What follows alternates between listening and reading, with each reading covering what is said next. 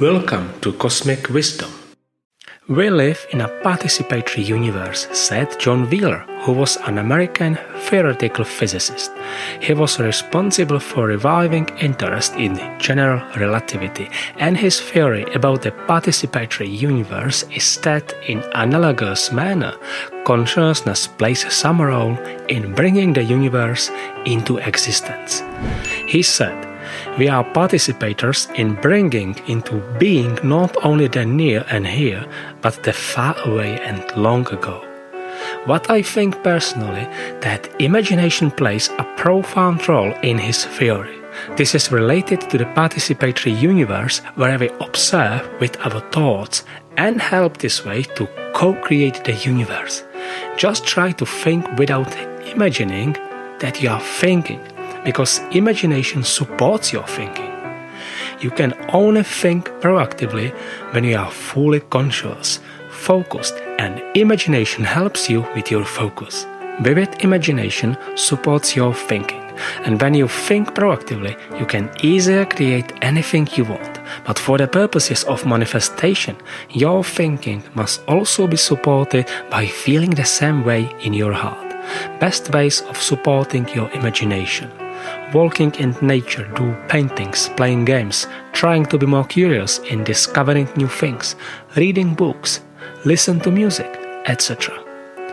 Before I tell you the best ways to attract money, which I tried personally, I would like to explain what is behind attracting abundance of any kind, and money is only part of it. It is not about the money as a piece of paper, but the energy it contains, as everything else in the universe contains energy.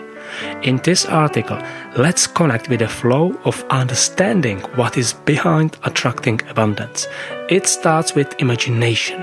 So I always say, if you can imagine it, you can think about it and also create it. Attracting money is a topic of curiosity for most people. Some people get showered in wealth and money, and others cannot even get by their daily needs.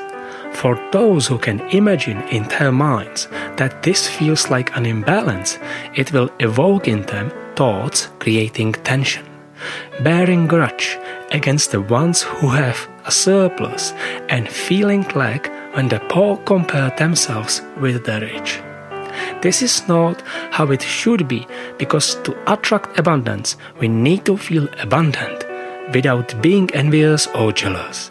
Because these feelings only create negativity in our minds, attracting nothing else but what we feel in our hearts and how we can see the world through our eyes, creating not so good karma. There isn't only your personal karma, but also collective karma, karma of nations, or world karma, because we are all connected with each other on energy level as one, contributing to the creation of our world, and oneness is actually God.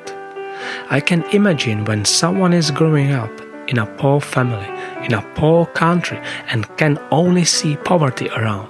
It must be hard to imagine that there is an abundance somewhere out there from which everyone can draw unlimited energy that is creating opportunities to help us live better life. We need to feel abundant and act the same way. Starting with wishing well to everyone in the world would help us to attract situations and people who would actually help us.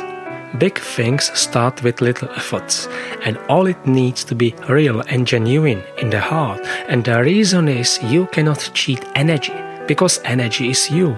You are the universe attracting to you what you feel, and your reality is only the reflection of what you feel inside. So the universe as oneness or God gives you what you feel. If you think that you're unlucky, it's because of your vibrational field acting as gravity, attracting into your life what you feel. The point is how you feel, and not only what you want to have as your desires and dreams. Dreaming is good because it supports your imagination. You just don't want to allow dreaming to control your thoughts to stay a dreamer. You want to become an action taker to create the future you want. Feel good to attract goodness and act the same way. Give yourself a question. Do I feel happy and abundant with what I have achieved so far? I can imagine perhaps you don't have resources. That's okay. Your achievements don't need to be as big in size as what the rich people have achieved. You just need to feel happy with your own success first, before you can create greater things in your life. And helping each other is a good starting point to create abundance. Generally said, your sight is part of your vision of the future you want, and vision is part of your imagination. You don't want to only imagine but literally see the future you want with your naked eyes, and you see it with your feelings. You simply feel that the good is coming. Sight is one of the 5 senses we use for interacting and communicating. Our 5 senses are connected to our emotions, so with a negative mindset we will always see the world as a hostile place. Literally, everything is connected tightly together, from our bodies, emotions and feelings to blood and bones, including health and illnesses. I always say, if eyes are the physical extension of brain, then intuition is the energetical extension of soul. What vibrations we carry with us, as our energy potential, are attracting situations and people, and these vibrations decide for us whether we naturally attract abundance of any kind or lack and shortage. And this is the breaking point, that no matter how hard we try to want something to achieve, if we don't feel like we have achieved it already with our feelings, we may keep trying and not much will be happening, just because the energetically vibrational field of our thoughts and emotions may be emitting vibrations of jealousy, fear, not believing in ourselves, feeling lack, sadness, anger, or frustration. These feelings emit limits, bringing obstacles instead of feeling abundant, bringing abundance, which brings surplus into our lives. It is important to relax our minds and release all negative thoughts limiting our beliefs, so we can have an abundance of any kind. Just like those rich people who might not even know about the law of attraction, but they have a strong mindset around money and never feel lack of it. They see themselves as worthy of money. That is one of the reasons why they are always surrounded by more money than they can spend. The universal energy is about abundance. The reason is that a surplus of energy, when used correctly, leads to creating life and not destroying it when used incorrectly. This is a circle of life, that recycling and reusing positive but also negative energy leads to new creations, so nothing gets wasted, so the circle of life can continue. This means that the system always has enough energy for new creations. This is evolution.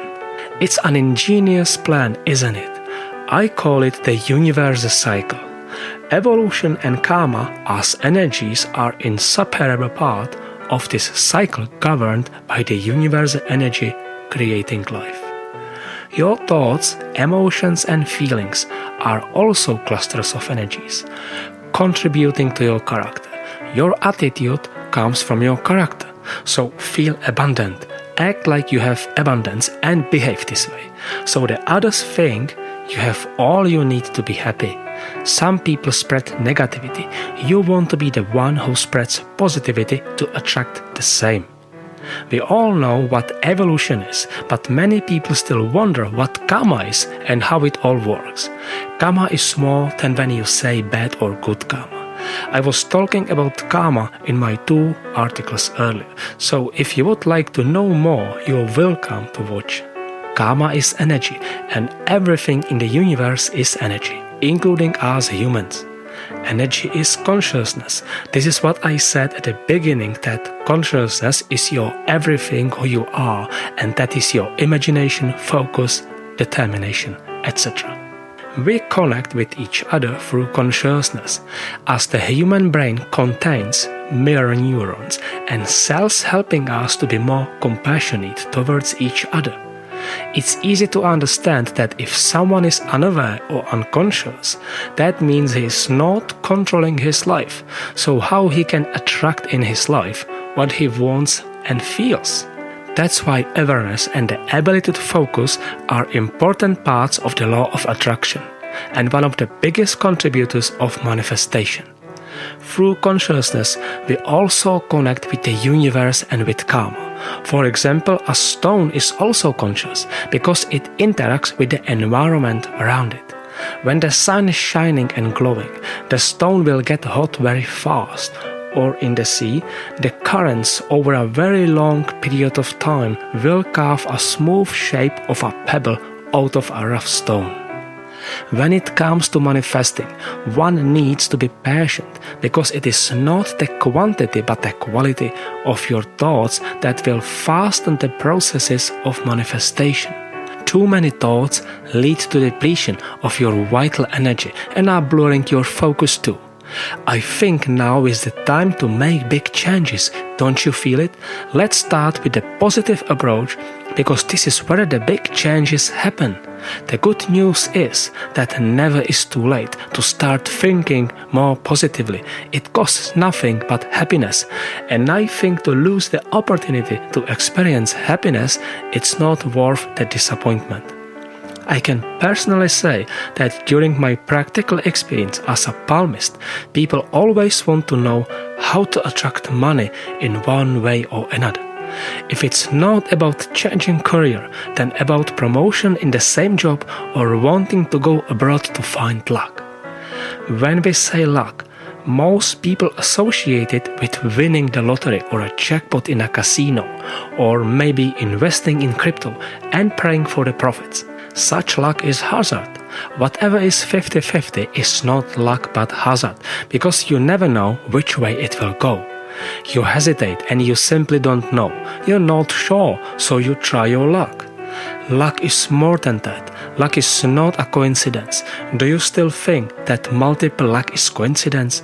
Do you really think that meeting the right people at the right time, helping you to find the right job and giving you promotion or even winning a lottery is a coincidence? For an unlucky person who only has obstacles in life, this seems to be unfair that someone gets lucky, but no one said that the energy of the universe to attract goodness and abundance is only for the lucky ones. It is for the ones who are prepared and ready to receive. If you hesitate, you don't know what you want. The universe cannot give you anything but chaos. The energy of the universe creates our physical world, and we are the co-creators as participators. It is a very hostile place where atoms and their particles collide into each other to create reactions from which the energies create life, because life as we know it is energy. On a larger scale, also planets crash into each other to destroy perhaps a life at a very beginning to be able to recreate it in a better way. This is called wisdom, and karma is an inseparable part of it. So to attract abundance, we need to create good karma as good energy attracting goodness, abundance and money into our lives. Now you can clearly imagine how things work when it comes to attracting and manifesting. That means you have gained knowledge. The next step is to gain experience by applying your knowledge in practical life. Gaining experience means that you take action, so you do what you feel you want to do. Don't worry about the failures. Worry about the chances you miss when you don't even try. Worrying will stop you from creating what you feel you want, because worrying gives you limiting beliefs about what you can create to achieve your dreams and desires. Worrying is praying for what you don't want to attract in your life. So don't worry and feel abundant to attract abundance. I'm hoping you have enjoyed listening to my first part of this beautiful subject of attracting and manifesting. And I see you in the second part. Thank you very much, guys, for watching.